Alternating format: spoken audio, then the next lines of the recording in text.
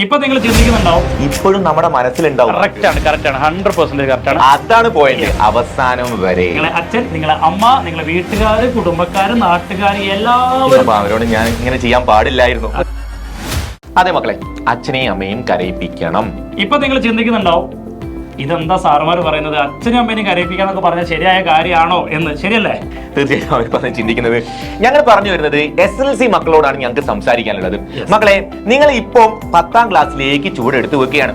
അപ്പൊ സാധാരണയായിട്ട് നമ്മൾ കണ്ടുവരുന്നത് 2 രീതിയിലുള്ള കുട്ടികളെയാണ് കണ്ടുവരാറ്. അതെ, ശരിയാണ്, കറക്റ്റ് ആണ്. 2 തരത്തിലുള്ള കുട്ടികളെയാണ് നമ്മൾ സാധാരണ കാണാറുള്ളത്. നിങ്ങൾ ഈ വീഡിയോ കംപ്ലീറ്റ് കണ്ടോളി. ഇത് കണ്ടു കഴിഞ്ഞാൽ ഒരിക്കലും നിങ്ങൾക്ക് എന്തില്ല, നഷ്ടം വരില്ല. 10ാം ക്ലാസ്സിലേക്ക് കിടക്കുന്നതിന് മുമ്പ് നിർബന്ധമായിട്ട് കാണേണ്ട വീഡിയോയിൽ ഒരു വീഡിയോ ആണ് ഇത്. ഓക്കെ, അതിൽ ഒന്നാമത്തെ ടൈപ്പ് ആൾക്കാർ എങ്ങനെയാന്ന് വെച്ചാൽ, തുടക്കത്തിൽ അത് ക്ലാസ് ഒക്കെ തുടങ്ങി 10ലേക്ക് കയറി ആ ഒരു ആവേശം ഉണ്ടാവുമല്ലോ, ആ ഒരു ആരംഭ ശൂരത എന്നൊക്കെ പറയുന്ന ഒരു സാധനം. യെസ്, നല്ല രീതിയിൽ പഠിച്ചു തുടങ്ങും. ആ വീട്ടുകാരോടൊക്കെ പറയും, അവർക്ക് ഭയങ്കര മാക്സിമം പ്രോമിസ് കൊടുക്കും, അച്ഛനും അമ്മേനോടൊക്കെ.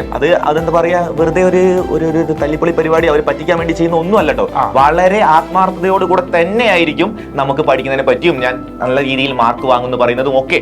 അങ്ങനെ പഠിച്ച് കുറച്ച് മുന്നോട്ട് പോയിട്ട്, പക്ഷെ ഏതാണ്ട് ഒരു ഓണപരീക്ഷ ഒക്കെ കഴിഞ്ഞില്ലേ, കറക്റ്റ് സമയം. പക്ഷേ ഒരു ഓണപരീക്ഷ കഴിഞ്ഞിട്ട് ഹാഫ് ഇയർലി വരെയുള്ള ഒരു പീരീഡ് ആണ് ഏറ്റവും ഉഴപ്പുന്നൊരു സമയം. സത്യമായിട്ടും എന്താണെന്നറിയില്ല, ആ ഒരു ടൈമാണ് കുട്ടികൾ സാധാരണ കുറച്ചൊന്ന് വിട്ടുപോവാ പഠിത്തത്തിൽ നിന്ന്. പിന്നെ നമ്മൾ തിരിച്ചു വരാൻ നോക്കുന്ന സമയത്തേക്ക് ഒരുപാട് ടൈം അങ്ങോട്ട് വഴി, ഏകദേശം മോഡൽ എക്സാം ആയിട്ടുണ്ടാവും. അതെ. പിന്നെ എല്ലാവരും പഠിക്കുന്നത് കാണുന്ന സമയത്തുള്ള ഒരു ടെൻഷനൊക്കെ ഇല്ലേ, അതിൽ നമ്മൾ പഠിക്കാനുണ്ടാവും. അപ്പൊ നമ്മൾ ഒരുമിച്ച് എല്ലാം കൂടെ എടുത്ത് പഠിക്കാൻ തുടങ്ങും. ഇപ്പോഴും നമ്മുടെ മനസ്സിലുണ്ടാവും, ഞാൻ അന്ന് അച്ഛനോടും അമ്മയോടൊക്കെ പറഞ്ഞതാണ് അല്ലെ, അപ്പൊ അവരോട് ഞാൻ ഇങ്ങനെ ചെയ്യാൻ പാടില്ലായിരുന്നു. ഒരു കുറ്റബോധമൊക്കെ തോന്നും ആ സമയത്ത്, നമുക്ക് ഇങ്ങനെ ഒരു ഫീല് വരും. പക്ഷെ അപ്പോഴത്തേക്ക് സമയം വൈകിട്ടുണ്ടാവും. പിന്നെ എല്ലാം കൂടെ ഒരു തട്ടിക്കൂട്ട് പഠിത്തമായി പോകും. നമ്മൾ അതാണ്. പിന്നെ A+ അല്ലെങ്കിൽ നല്ല മാർക്ക് അതൊക്കെ മൈൻഡ് പോയിണ്ടാവും. എങ്ങനെയെങ്കിലും ഒന്ന് ജയിച്ചാൽ മതി എന്നുള്ള ലെവലിലേക്ക് ആയി പോകും പഠിത്തം. അപ്പൊ ആ രീതിയിലൊക്കെ ഒരു പഠിച്ച് പിന്നെ റിസൾട്ട് വരുന്ന സമയത്ത് അത് വളരെ ഒരു തന്നെയായിരിക്കും. തീർച്ചയായും അത് നമ്മൾ അച്ഛനും അമ്മയും സങ്കടപ്പെടുത്തും, കരയിപ്പിക്കും. ഒരു നാണയത്തിന്റെ ഒരു സൈഡ് പാകിസ്ഥാൻ സാർ പറഞ്ഞു, ഇനി മറ്റേ സൈഡ് നമ്മൾ നേരെ തിരിച്ച് ഒന്ന് ചിന്തിച്ചു നോക്കാം. അപ്പൊ നിങ്ങൾ ആലോചിച്ച് നോക്കൂ, നിങ്ങൾ ആദ്യം മുതൽ നമ്മളെ ഏകന്റെ കൂടെ നിന്ന് നമ്മളെ live videos, recorded videos, short videos, നമ്മൾ തരുന്ന എല്ലാ കാര്യങ്ങളും ഇവർക്ക് കിട്ടുന്നുണ്ട്. നല്ലതുപോലെ തുടക്കം മുതലേ പഠിച്ചു തുടങ്ങും, അവസാനം വരെ. അതാണ് പോയിന്റ്, അവസാനം വരെ. അങ്ങനെ നിങ്ങൾ കറക്റ്റ് ആയിട്ട് പഠിച്ചു പോകുന്നു, ഓണപരീക്ഷ എഴുതുന്നു, നല്ല മാർക്ക് കിട്ടുന്നു, ഹാഫ് ഇയറിലേക്ക് വീണ്ടും മാർക്ക് കൂടുന്നു. വീണ്ടും അവർക്ക് പഠിക്കാനുള്ള ആവശ്യം, ആ കിട്ടിയ മാർക്കിൽ അവർ നിൽക്കില്ല. നമുക്കൊരു ടാർഗറ്റ് ഉണ്ട്, ഒരു ലക്ഷ്യമുണ്ട്. അപ്പൊ നമ്മൾ നമ്മുടെ പ്രോസസ്സ് കണ്ടിന്യൂ ചെയ്തുകൊണ്ടേയിരിക്കുന്നു.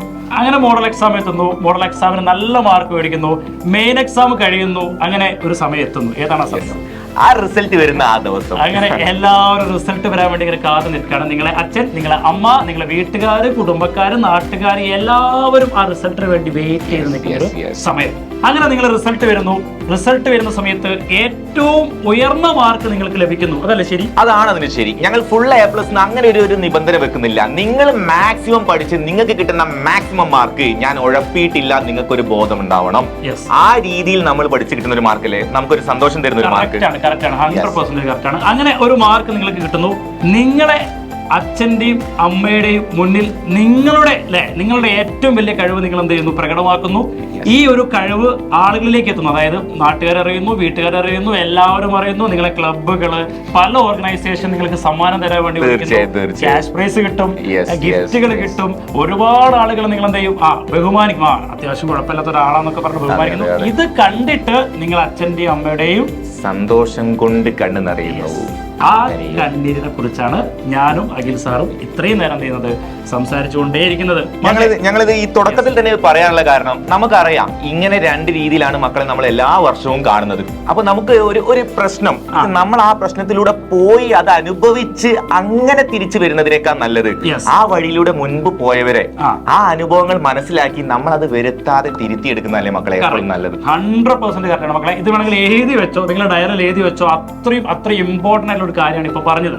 ഓക്കെ, അപ്പോ നമ്മള് നിങ്ങളോട് പറയാനുള്ള കാര്യങ്ങൾ കറക്റ്റ് പറഞ്ഞിട്ടുണ്ട്. നിങ്ങൾ എന്ത് ചെയ്യുക, ഈ പറഞ്ഞതുപോലെ തന്നെ നമ്മളെ കൂടെ. അവസാനത്തേക്ക് ഒന്നുമില്ല, നമ്മൾ ആദ്യമേ നമ്മളെ മനസ്സിലുണ്ടാവണം, ഞാൻ റിസൾട്ട് വരുന്ന ദിവസം എന്റെ അച്ഛനെയും അമ്മയും കരയിപ്പിക്കും.